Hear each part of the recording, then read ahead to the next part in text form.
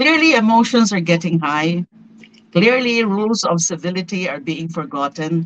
Clearly, there are times, hindi ko na lang tutukuyin kung alin mismo dyan sa pangyayari na Ayan. yan, ay yung, yung mga vested interests. Di ba, yung pinupurso nila, yung vested interest na kailangan nilang ipaglaban yung para sa kanilang political perpetuation.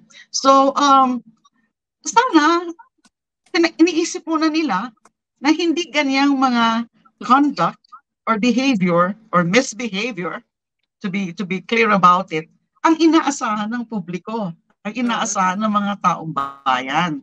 They are elected public servants. So they are also, they should hold themselves up to higher standards of conduct and behavior.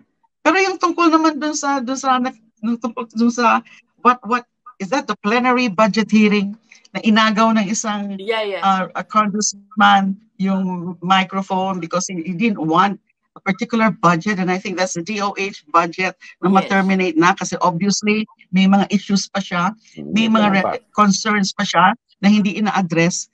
Yun naman, para bang nakikita ko parang understandable yung naging ano niya. But I'm not saying na dapat ganun ang gawin mo. Pero yung, siguro, nakita niya siguro na walang ibang paraan to get his message across. Napakinggan nyo naman ako. Dahil marami pang issues tungkol sa DOH budget. Tinatapos so niyo that agad one to me is understandable. Yung tungkol naman sa Manila Council, City Council, hindi ko alam kung ano yung background yan, kung ano yung konteksto nung Nako, ayoko baka magkamali din ako. I'm not sure. Pagkainitan nila. I didn't know that. But of course, we all know yung sa Senate,